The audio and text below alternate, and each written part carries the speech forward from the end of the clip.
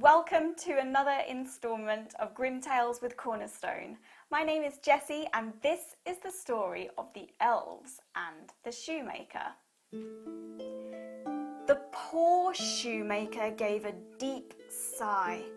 Since the big shoe factory had opened up in town, people had stopped coming to her little workshop. With business so bad, the shoemaker couldn't afford to buy any more leather. Now there was just enough left to make one more pair of shoes. Carefully, she cut out the shapes of the shoes and laid the pieces on the workbench. "I'll sew them together tomorrow," she said wearily. Then, with a heavy heart, she went up to bed. When the shoemaker came downstairs in the morning, she rubbed her eyes in disbelief. Lying there on the workbench was a perfect pair of finished shoes. "I wonder how they got there," she muttered. She picked up the shoes and stared at them. The stitches were the tiniest she'd ever seen, and every single one was as neat as could be. "How strange," she said, shaking her head. "I must still be dreaming." "Dreaming about what?" asked her husband, popping his head around the door. The shoemaker told him what had happened, and he was just as puzzled as she was. But they put the shoes in the window in pride of place. A few minutes later, the bell rang and in walked an elegantly dressed gentleman. "I'd like to try on those magnificent shoes," he said.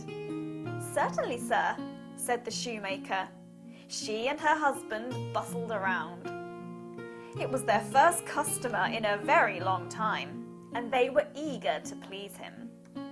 The shoes were a perfect fit. It was as if they were made especially for him. "I'll take them," he declared, and he paid for them at once. With the money, the shoemaker was able to buy leather for 2 more pairs of shoes. That evening, she cut out the shapes of the new shoes. But after all the excitement, she was exhausted.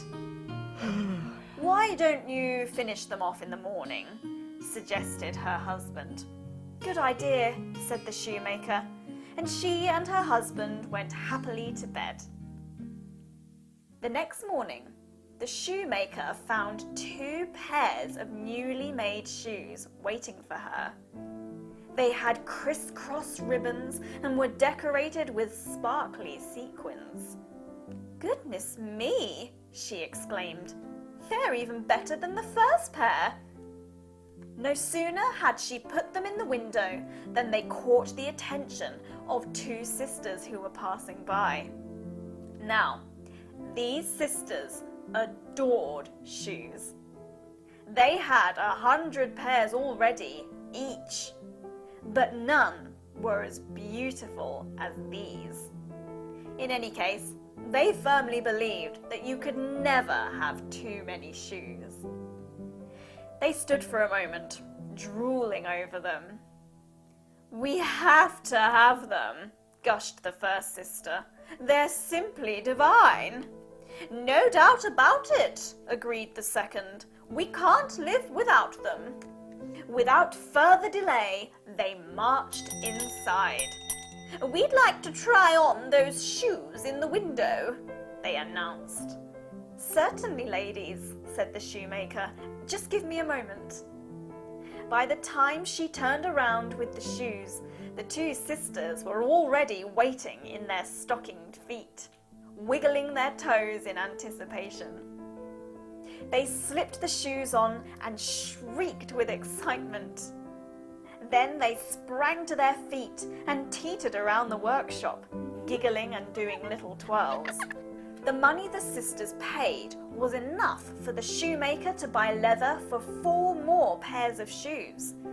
She cut out the shapes, just as before, and then she and her husband went to bed. By morning, there were 4 pairs of newly made shoes lined up on the workbench. They had towering heels and were embroidered all over with intricate patterns. The shoemaker gazed at them admiringly. Then she wandered over to the window and opened the blinds. She almost jumped out of her battered old boots with shock. A crowd of people had gathered, their noses pressed right up against the glass.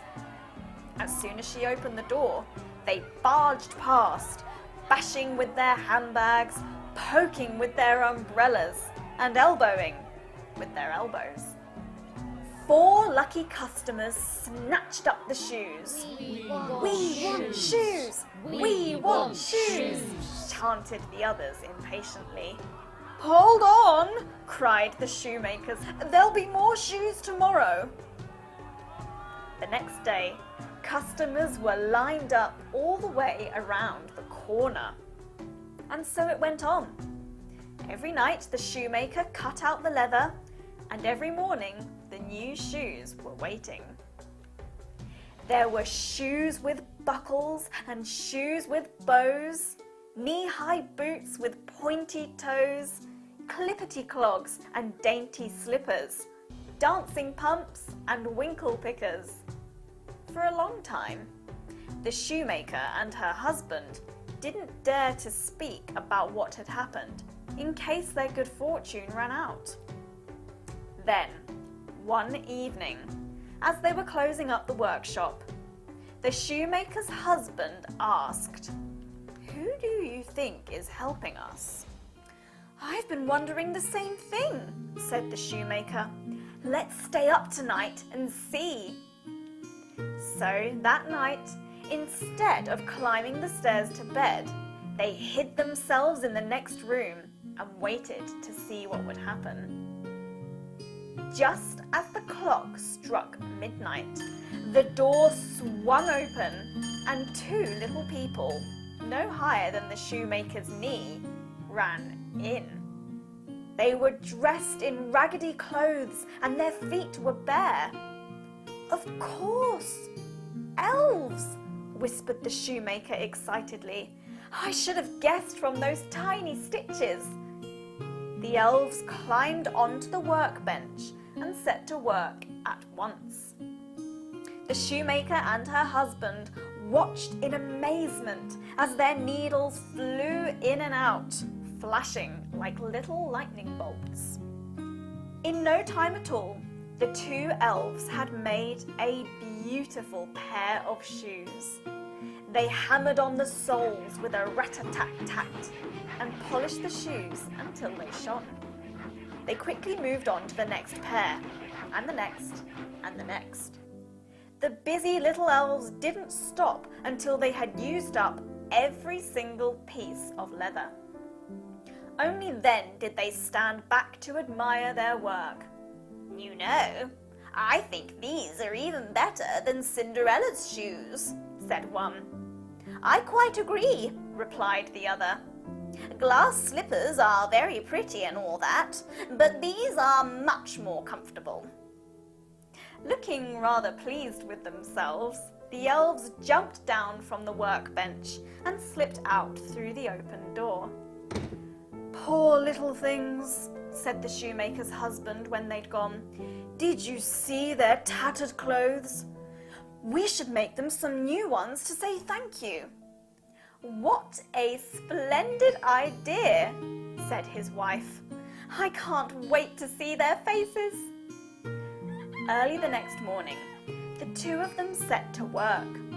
The shoemaker's husband sewed 2 neat little shirts, 2 handsome pairs of trousers, 2 stylish waistcoats, and 2 tiny pointed hats.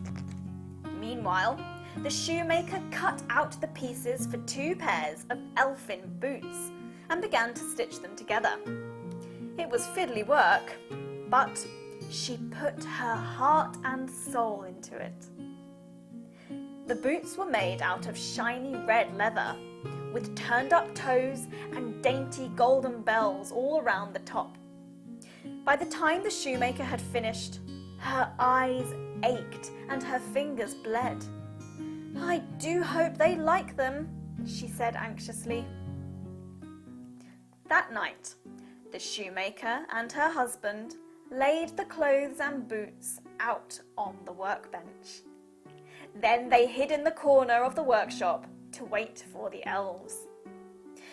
When midnight chimed, the elves raced in, ready to start work. But instead of pieces of leather, they found 2 little piles of clothes. With squeals of delight, they pounced on their new outfits and put them on.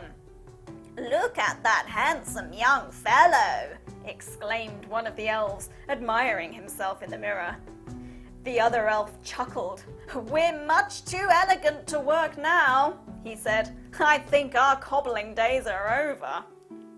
Then he noticed the boots. "Ooh, look," he gasped. "Do you think they're for us?" "Well, I can't see them fitting anybody else around here, can you?" teased his friend. The shoemaker held her breath as the elves examined the boots. They turned them over and looked at them every which way. "Magnificent!" declared the elf at last. "What fine workmanship!" "Quite extraordinary," agreed the second elf. "I had no idea that humans were so talented." They slipped their feet into the boots and clicked their heels together.